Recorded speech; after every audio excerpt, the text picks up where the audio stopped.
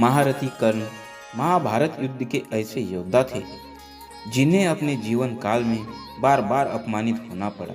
जन्म लेते ही उन्हें जन्म देने वाली माता ने त्याग दिया। शिक्षा लेने जब वह गुरु द्रोण के पास गए तो उन्होंने उन्हें शूद्र पुत्र होने के कारण शिक्षा देने से मना कर दिया।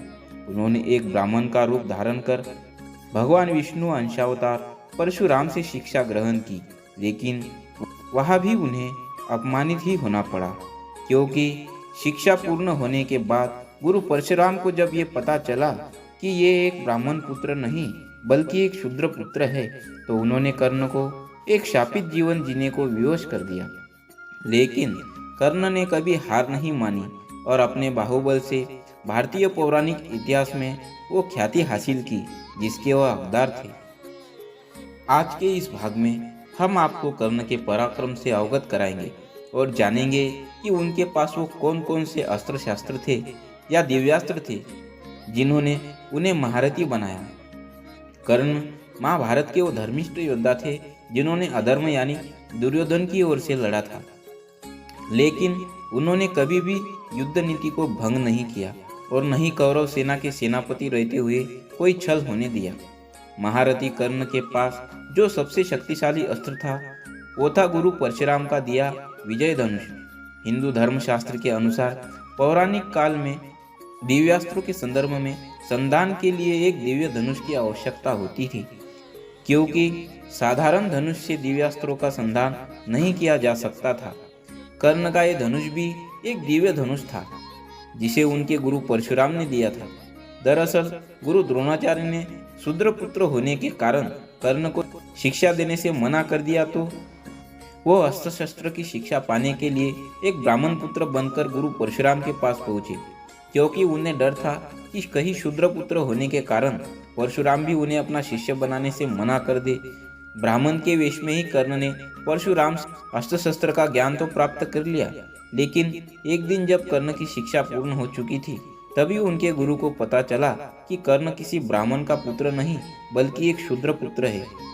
तब अपने क्रोध के लिए विख्यात भगवान परशुराम ने कर्ण को श्राप दे दिया कि तुमने मुझसे धोखे से शिक्षा प्राप्त की है, इसलिए जब तुम्हें मेरी दी हुई शिक्षा की सबसे ज्यादा जरूरत होगी उस समय तुम सब कुछ भूल जाओगे। परंतु जब कर्ण ने वेश बदलने का कारण बताया तब गुरु परशुराम का क्रोध शांत हुआ और उनका मन व्यतीत हो उठा। तब परशुराम ने कर्ण से कहा, हे वत्स, मैं दिया हुआ श्राप तो वापस नहीं ले सकता, लेकिन मैं तुम्हें एक धनुष रूपी कवच देता हूँ। जब तक ये धनुष तुम्हारे हाथों में रहेगा तब तक तीनों लोगों का कोई भी योद्धा तुमसे जीत नहीं पाएगा। गुरु परशुराम के इसी धनुष का नाम विजय धनुष था। कर्ण ने अपने इस धनुष का इस्तेमाल या तो दिव्यास्त्र चलाने के लिए किया या फिर अर्जुन के साथ युद्ध करते समय। बाकी के सारे समय वो एक साधारण धनुष से ही कुरुक्षेत्र में युद्ध करते रहे। दूसरा अस्त्र महासर्प अश्वसेन नाग। महाभारत युद्ध के 17वें दिन अर्जुन और कर्ण के बीच युद्ध चल रहा था। तभी कर्ण ने एक बाण अर्जुन पर चलाया जो साधारण बाण से अलग था। इस बाण को अर्जुन की ओर आता देख भगवान श्री कृष्ण समझ गए कि वो बाण नहीं, बाण रूपी अश्वसेन नाग है। तब उन्होंने अर्जुन को बचाने के लिए अपने पैर से रथ को दबा दिया। भगवान श्री कृष्ण के ऐसा करने से रथ के पहिए जमीन में धंस गए, साथ ही रथ के घोड़े भी झुक गए। तब वो बाण रूपी अश्वसेन अर्जुन की जगह अर्जुन के मुकुट पर जा लगा। वार के खाली जाने के बाद अश्वसेन कर्ण की तरकश में वापिस आ गया और अपने वास्तविक रूप में आकर कर्ण से बोला, हे अंगराज, इस बार ज्यादा सावधानी से संग्राम करना। इस बार अर्जुन का वध होना ही चाहिए, मेरा विष उसे जीने न देगा। तब कर्ण ने उससे पूछा कि आप कौन हैं और अर्जुन को क्यों मारना चाहते हैं। तब अश्वसेन ने कहा, मैं नागराज तक्षक का पुत्र अश्वसेन हूँ। मैं और मेरे माता पिता खांडव वन में रहा करते थे। एक बार अर्जुन ने उस वन में आग लगा दी, जिसके बाद मैं और मेरी माता आग में फंस गए। जिस समय वन में आग लगी उस समय मेरे पिता नागराज तक्षक वहाँ नहीं थे। मुझे आग में फंसा हुआ देख मेरी माता मुझको निगल गई और मुझको लेकर उड़ चली, परंतु अर्जुन ने फिर मेरी माता को अपने बाण से मार गिराया, लेकिन मैं किसी तरह बच गया। जब मुझे ये बात पता चली कि मेरी माता को अर्जुन ने मारा है, तभी से मैं अर्जुन से बदला लेना चाहता हूँ और इसी कारण आज मैं बाण का रूप धारण कर आपकी तरकश में आ घुसा। इसके बाद कर्ण ने उसकी सहायता के प्रति कृतज्ञता प्रकट करते हुए कहा, हे अश्वसेन, मुझे अपनी ही नीति से युद्ध लड़ने दीजिए। आपकी अनीति युक्त सहायता लेने से अच्छा मुझे हारना स्वीकार है। ये शब्द सुनने के बाद काल सर्प कर्ण की नीति निष्ठता को सराहता हुआ वहां से वापस लौट गया।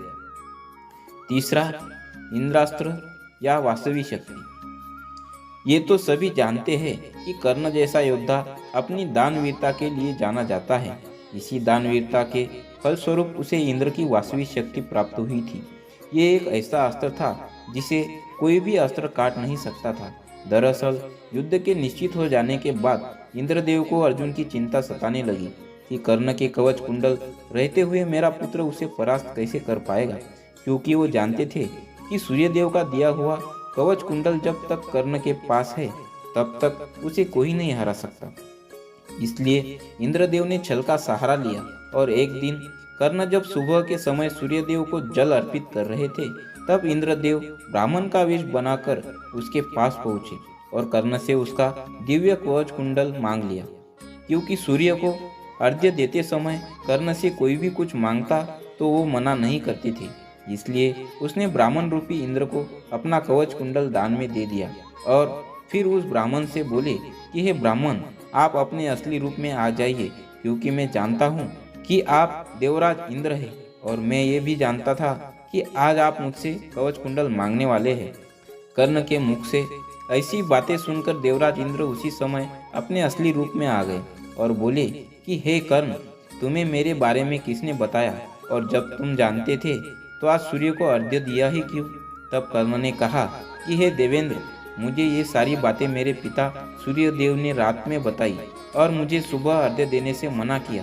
परंतु हे देवेंद्र, अब आप ही बताइए कि मैं अपने धर्म से विमुक्त कैसे हो सकता था। तब इंद्रदेव ने कहा कि हे कर्ण, तुम महान हो। इस दुनिया में आज तक तुमसे बड़ा दानी न कभी पैदा हुआ है और न पृथ्वी के अंत तक कोई होगा। आज के बाद महादानवीर कर्ण नाम से तुम जाने जाओगे। इसके अलावा मैं तुम्हें अपनी वास्तविक शक्ति भी देता हूँ। इसका इस्तेमाल तुम सिर्फ एक बार कर सकोगे। इसका जिस किसी पर संधान करोगे उसे इस ब्रह्मांड की कोई भी शक्ति बचा नहीं सकेगी। और इसके बाद देवराज वहां से अंतर्ध्यान हो गए। जब महाभारत युद्ध शुरू हुआ तो कर्ण ने अपनी ये शक्ति अर्जुन के लिए बचा के रखी थी, लेकिन भगवान श्री कृष्ण ने भीम और हिडिंबा के पुत्र घटोत्कच को युद्ध में शामिल कर कर्ण को इंद्र की दी हुई वास्तविक शक्ति को चलाने पर विवश कर दिया। इन तीनों शक्तियों के अलावा कर्ण के पास अग्नेयास्त्र, पाशुपतास्त्र, रुद्रास्त्र, ब्रह्मास्त्र, ब्रह्मशिरास्त्र, ब्रह्मांडास्त्र, भार्गवास्त्र, गरुडास्त्र, नागास्त्र और नागपाश अस्त्र और भी कई दिव्य अस्त्र थे जिसे मंत्रों से प्रकट कर संधान किया जा सकता था। इन अस्त्रों को चलाने के लिए महारथी कर्ण अपने विजय धनुष का इस्तेमाल किया करते थे। महाभारत युद्ध में जिस समय अर्जुन ने कर्ण का वध किया उस समय कर्ण के हाथ में वो विजय धनुष नहीं था। अगर उस समय उसके हाथ में वो धनुष होता तो अर्जुन कभी भी उसका वध नहीं कर पाता।